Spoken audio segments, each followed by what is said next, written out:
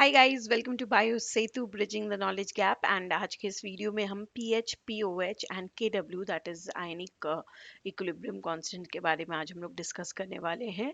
And this is a continued structured lecture of biochemistry. So इस series से जुड़े रहिए एंड और भी बहुत सारे वीडियोस हम बायोकेमिस्ट्री में धीरे धीरे करते जाएंगे, building the concept from very basic. And if you find any difficulty anywhere, you can comment me in the comment section and ask your doubt. Okay, so let us continue with today's topic, that is pH, POH and KW. So सबसे पहले हम लोग शुरू करते हैं concept of pH के साथ में.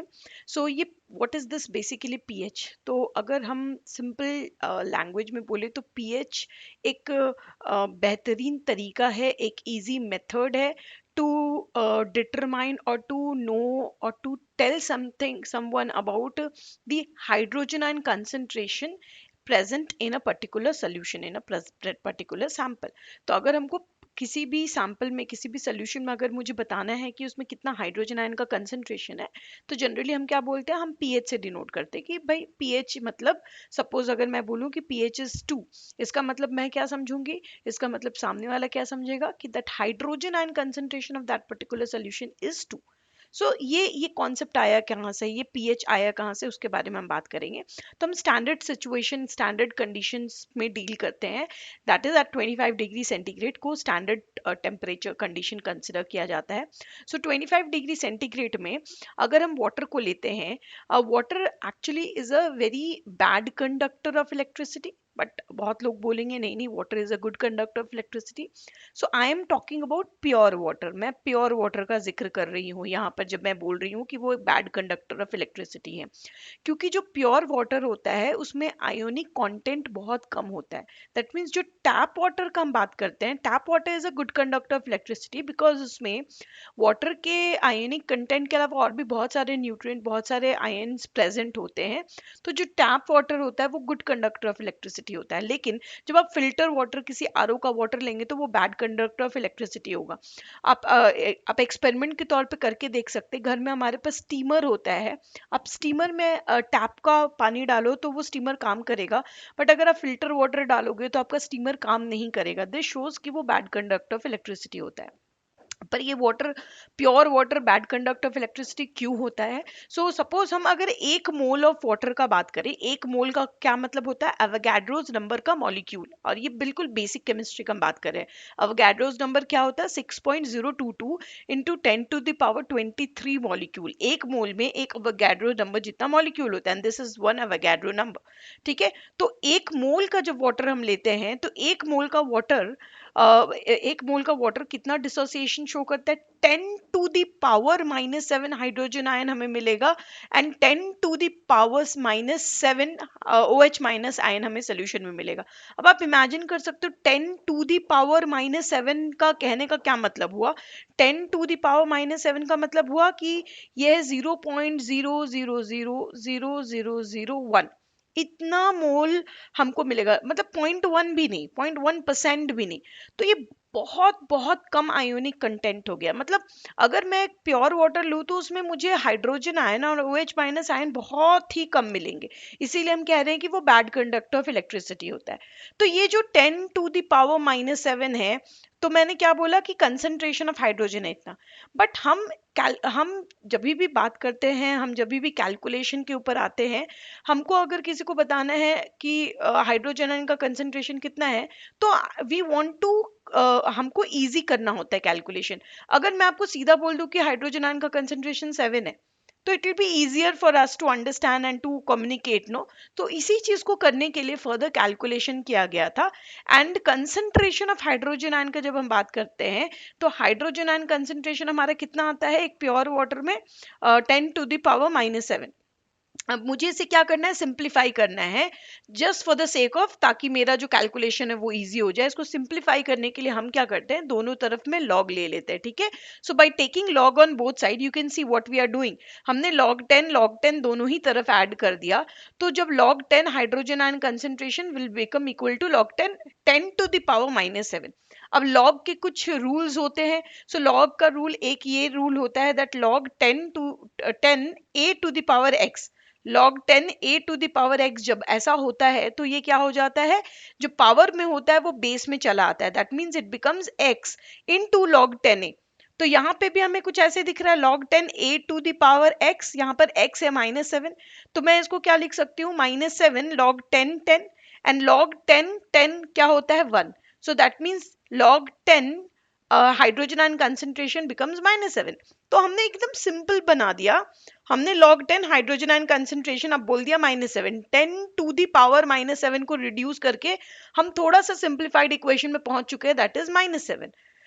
अब मुझे -7 भी नहीं बोलना है, हमें क्या बोला, हमें होल नंबर में बोला, हमें 7 बोलना है, हमें माइनस भी ऐड नहीं करना है, एक पॉजिटिव इंटीजर के फॉर्म में उसको लाना। तो हम अब क्या कर सकते हैं, ये log 10 10 to the hydrogen ion concentration जो हमारा -7 आया, हम क्या कर सकते हैं, हम माइनस ले सकते हैं इस साइड में, so it will become -log 10 10 to the hydrogen ion concentration, और ये माइनस क्योंकि वहां चला गया तो यहाँ पे पॉजिटिव हो गया। अब केमिस्ट्री में -log 10 is nothing but P factor, तो पी फैक्टर क्या होता है, P factor is nothing but -log 10, that means यहाँ पे भी p है, p का मतलब क्या है, -log 10, तो यहाँ पे जो -log 10 है उसको रिप्लेस करके उसके जगह हम p ऐड कर सकते हैं, so p hydrogen ion concentration which will become pH is equals to 7। तो अब अगर हम कहे कि pH इज इक्वल्स टू 7, इसका मतलब क्या है, अंडरस्टैंडेबल है कि हाइड्रोजन आयन कंसंट्रेशन कितना है, 10 टू द पावर -7, ये मुझे कम्युनिकेट नहीं करना है इस फॉर्म में, सो दैट इज वाई, ताकि हम कैलकुलेशन को इजी बना सके, हम कम्युनिकेशन को इजी बना सके, हम इजी लैंग्वेज में एक्सप्रेस कर पाए, ये कैलकुलेशन किया गया और उसको पीएच के फॉर्म में लिखा जाता है, पीएच। सिमिलरली हम पीओएच के लिए भी कर सकते हैं, that pOH is -7, same calculation हम पीओएच के लिए भी करेंगे, एंड पीओएच के लिए भी सेम हमारा क्या आ जाएगा, that pOH is equals to 7। इसका क्या मतलब है कि पीएच प्लस पीओएच किसके बराबर हो जा रहा है, 14 के बराबर हो जा रहा है। तो एक न्यूट्रल वाटर में, एक न्यूट्रल वाटर में जो पीएच और पीओएच का टोटल आयोनिक कंसंट्रेशन होता है वो कितना होता है, 14 होता है, and this is very important.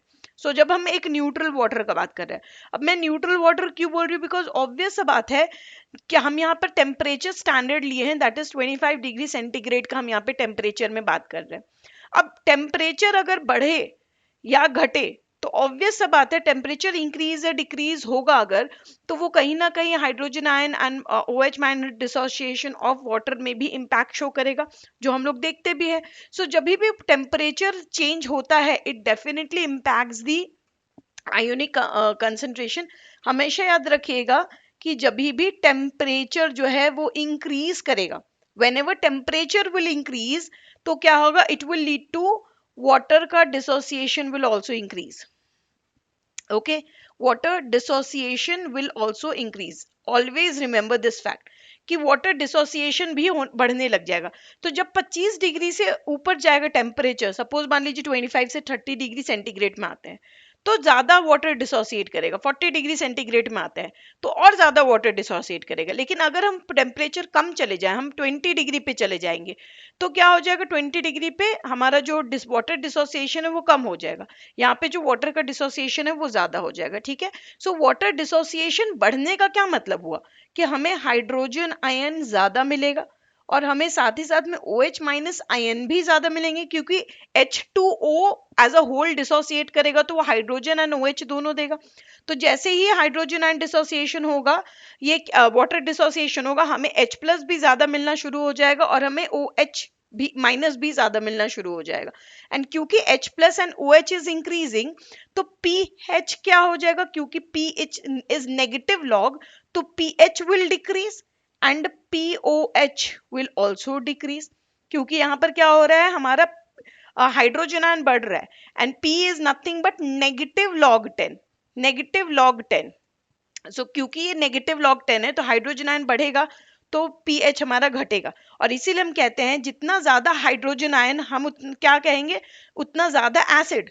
इसका मतलब pH का वैल्यू जितना छोटा उतना स्ट्रॉन्ग एसिड, pH का वैल्यू जितना बड़ा उतना वीक एसिड, ठीक है। ये कॉन्सेप्ट समझ में आ गया होगा आप लोगों को। साथ ही साथ में pH and POH is equals to 14, ये भी हमको समझ में आ गया। सो ये कॉन्सेप्ट को टेम्परेचर के के फॉर्म में भी आपको हमेशा या ध्यान में रखना है कि जैसे जैसे टेम्परेचर बढ़ेगा वाटर डिसोसिएशन बढ़ेगा, पीएच का वैल्यू एंड हाइड्रोजन आयन का वैल्यू में भी बदलाव आएगा, उसी तरह ओएच का एंड ओएच के वैल्यू में भी चेंजेस आएगा, जो जो भी हम ये पढ़ रहे हैं।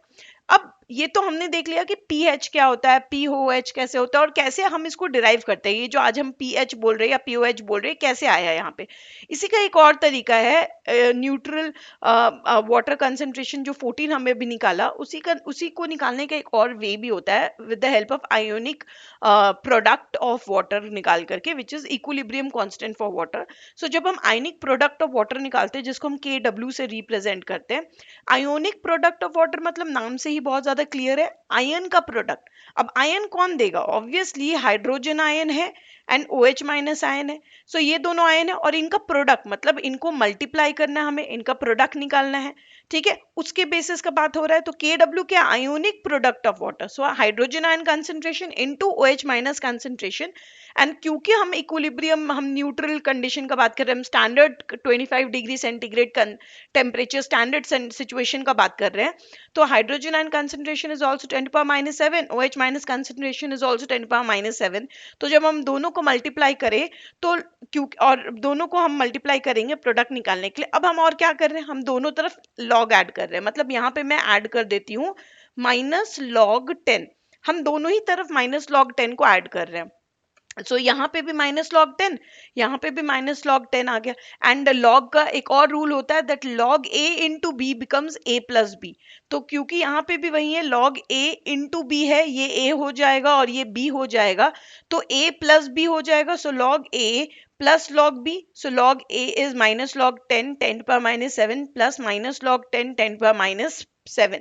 ये दोनों को हमको ऐड करना है एंड वी नो कि -log 10 10⁻⁷ is nothing but pH and -log 10 10⁻⁷ is nothing but POH। And हमने pH अभी निकाला कि -7 अगर है तो pH क्या हो जाएगा 7, 10⁻⁷ POH है तो POH क्या हो जाएगा 7। सो दोनों क्या हो जाएंगे 7 7। And -log 10 is nothing but P factor, अभी हमने बात भी किया इसके बारे में। सो ये है P फैक्टर, तो अब क्या हो जाएगा PKW। So PKW is equals to 14। तो यहाँ पे अगेन हमारा आ गया PKW के बारे में। हमेशा याद रखिए जहां पे भी P ऐड हो रहा है हम नेगेटिव लॉग ऐड कर रहे हैं, हम नेगेटिव लॉग ऐड कर रहे हैं जहां पे भी P ऐड हो रहा है, P फैक्टर ऐड हो रहा है। और जब नेगेटिव लॉग का बात होता है तो याद रखिए नेगेटिव है तो छोटा वैल्यू हो जाएगा, ठीक है, मतलब कि आपका अपोजिट रिएक्शंस, अपोजिट वैल्यूज आएंगे, जो KW का वैल्यू होगा उसका अपोजिट वैल्यू उसके लिए सेम मीनिंग होगा, ठीक है। सो आयनिक प्रोडक्ट ऑफ वाटर, हम वाटर जो है इसको कहते हैं KW और इस तरह से हम निकालते हैं। सो अब इसका मतलब कि हमें पता चल गया कि न्यूट्रल कंडीशन में पीएच का जो कंसंट्रेशन होता है वो पीओएच के बराबर होता है एंड दोनों ही 7 7 होते हैं, एंड दैट इज बाय दोनों का जो हमारा वैल्यू आया है आयनिक प्रोडक्ट के डब्ल्यू आया है वो कितना आया है, हमारा पीके डब्ल्यू आया है वो कितना है, हमारा 14 आ गया। तो इसका क्या मतलब हुआ कि अगर हमें कोई कंसर्न पीएच स्केल पे या पीओएच निकालने बोला जाएगा किसी भी वैल्यू पे, तो हम इजीली निकाल सकते हैं। हमें ये पता चल गया कि P H plus P O H is equals to 40। So अगर pH का वैल्यू आपको दिया हुआ है तो आप POH इजीली निकाल सकते हैं। सपोज मान लीजिए pH इज गिवन एज 1, तो POH का वैल्यू क्या हो जाएगा, ऑब्वियसली ये 13 हो जाएगा, तभी जाके ये 14 होगा। अगर pH का वैल्यू है सपोज 10, तो POH हमारा क्या हो जाएगा, POH विल बी ऑब्वियसली 4, तभी जाकर ये 14 होगा। सो यानी कि अब अगर हमको pH का वैल्यू या POH गिवन है तो हम आराम से दूसरे वैल्यू को फाइंड आउट कर सकते हैं। You can C over here, pH अगर 1 है तो POH हमारा 13 है, pH अगर 0 है तो POH इज 14, 2 है तो 12, 3 है तो 11 एंड 4 है तो 10। इसी तरह से हम देख सकते हैं किस तरह से ये चेंज हो रहे हैं। सो अब एक आपको आंसर मिल गया होगा कि वाई हम पीएच स्केल 14 तक ही लेते हैं, 1 से 14 या 0 से 14 हम पीएच स्केल में क्यों रखते हैं, बिकॉज ये 14 इज द मैक्सिमम जो हमको न्यूट्रल कंडीशंस में देखने को मिलता है ionic product of water. That is why जो पीएच स्केल है वो हम 0 से 14 का ही लेते हैं, ठीक है। अगर मैं आपको अब बोलूं कि पीएच इज 4, तो पीएच इज 4 बोलते ही आपके माइंड में आ जाना चाहिए कि हाइड्रोजन आयन कंसेंट्रेशन कितना है, 10⁻⁻⁴। ये ऑटोमेटिकली आपके दिमाग में फिट हो जाना चाहिए। सो इसके तरीके से हम पीएच स्केल को फाइंड आउट कर सकते हैं, उसके बारे में स्टडी कर सकते हैं। ओके नाउ, तो हमें क्या पता चला that the degree of ionization of water at equilibrium, वो जो है वो स्मॉल है, इक्विलिब्रियम में स्मॉल होता है at 25 degree centigrade only about, it is very important for your information कि 25 डिग्री का जो हम बात कर रहे हैं उसमें only about 2 of every 10 to power 9 molecule, अगर 10 टू द पावर 9 मॉलिक्यूल हुआ यहाँ पर, तो हमारे पास एवोगाड्रोस नंबर ऑफ मॉलिक्यूल, अगर 10 टू द पावर 9 मॉलिक्यूल हुआ प्योर वाटर में, हमेशा उसमें सिर्फ 2 of every 10 to power 9 molecule in a pure water को हमको दिखेगा कि वो आयनाइज होते हैं इंस्टेंटली। तो आप समझ सकते हैं कितना लो आयनाइजेशन स्टेट होता है एक प्योर वाटर का इन स्टैंडर्ड कंडीशन।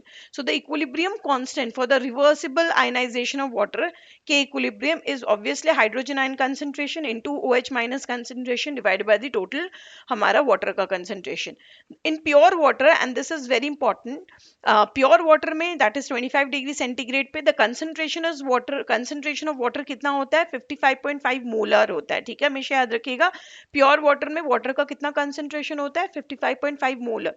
इसका मतलब क्या हुआ, 55.5 मोलर का मतलब क्या होता है कि gram of water in 1 litre divided by it's gram molecular weight, मतलब 1 लीटर में कितना ग्राम ऑफ वाटर है उसको उसके ग्राम मॉलिक्यूलर वेट से अगर डिवाइड करेंगे तो हमको ये आ जाएगा उसका कंसंट्रेशन।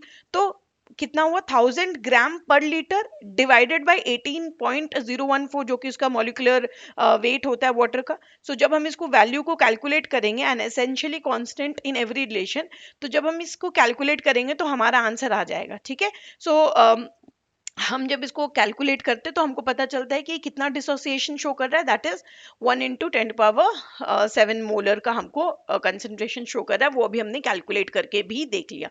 ठीक है, सो अकॉर्डिंगली एक और तरीका हमने अभी क्या बोला, KW is equals to hydrogen ion का कंसंट्रेशन इनटू OH माइनस का कंसंट्रेशन। अभी जस्ट हमने ये चीज देखा, तो इसका क्या मतलब है, according to this if we substitute 55.5 molar in equilibrium constant expression, तो क्या हो जाएगा यहाँ पर के इक्विलिब्रियम जो हमने यहाँ पे लिया था, hydrogen ion OH minus concentration और वाटर का कंसंट्रेशन तो फिक्स ही है 55.5 मोलर एक प्योर वाटर में। तो अब इसका मतलब क्या हो जाएगा, we can rearrange this equation and ये इधर आ जाएगा, it will become 55.5 molar into K equilibrium और हाइड्रोजन एंड OH माइनस का concentration, and this is nothing but KW ionic product of water. अब हम वापस से वही चीज को कैलकुलेट करने जा रहे हैं एक दूसरे तरीके से। सो यानी कि 25 डिग्री सेंटीग्रेड में हमने क्या बोला, KW is this which is equals to 55.5।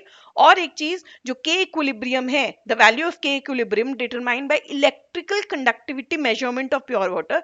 जब के इक्विलिब्रियम का वाटर के इक्विलिब्रियम को कैलकुलेट किया गया था प्योर वाटर का, तो कितना वैल्यू आया था, 1.8 into 10⁻⁻16 molar at 25 degree centigrade. All these are fix value. ठीक है, तो जब हमने यहाँ पर ये वैल्यू को पुट कर दिया और इसको कैलकुलेट किया तो हमारा वैल्यू कितना है, 10⁻⁻14, जो हमने देख भी लिया दैट के इक्विलिब्रियम इज दिस मच। सो यानी के डब्ल्यू इज दिस मच, मतलब के डब्ल्यू का वैल्यू कितना है, 10⁻⁻14 विच इज 14। तो any product of water PH into plus POH will be equal to 14। तो यहाँ से भी हमने ये कैलकुलेट कर लिया। अब ये वैल्यू आपका KW का आ गया। अब KW का आपको अगर वैल्यू पता है, हाइड्रोजन आयन OH माइनस का हमको पता है वैल्यू क्या है, तो हाइड्रोजन आयन का स्क्वायर करना है आपको, KW का वैल्यू अगर निकालना है तो KW का निकाल सकते हैं, हाइड्रोजन आयन कंसंट्रेशन निकालना है तो वो निकाल सकते हैं। सो अलग अलग तरीके से आप क्या है कि आपको कुछ भी वैल्यू अगर क्वेश्चन में गिवन है तो हम उसको क्या कर सकते हैं, निकाल सकते हैं वैल्यूज को। सो दिस इज हाउ हमें कैलकुलेट करना होता है। ओके, सो पीएच स्केल को अब आप समझ चुके होंगे, acid scale, alkaline scale and neutral scale का हम बात कर रहे हैं। जैसे जैसे पीएच में चेंजेस होता है, tendency to donate hydrogen ion and tendency to accept hydrogen ion में बदलाव होता है। एंड दिस इज हाउ हम फर्दर इसके बारे में स्टडी करते हैं। सो होपफुली आपको ये वीडियो पसंद आया होगा एंड आपका concept of pH, pOH and केडब्ल्यू कॉन्सेप्ट क्लियर हो गया होगा। अगर वीडियो अच्छा लगा तो please do like to my video and subscribe to my channel and hit the bell icon to get the notification. इस सीरीज से जुड़े रहिए, हम इसी तरह से और भी लेक्चर्स लेकर आएंगे टू बिल्ड योर कॉन्सेप्ट। और आपके बायोकेमिस्ट्री में जो भी आपको टॉपिक ऐसे लगते हैं जो आपको थोड़े से डिफिकल्ट है, थोड़ा सा केमिस्ट्री वाला लॉजिक जहाँ ज़्यादा लगता है, हम उसको डील करेंगे एंड कोशिश करेंगे कि आपके इस टॉपिक को हम क्लियर करें। So thank you so much everyone, bye bye, take very good.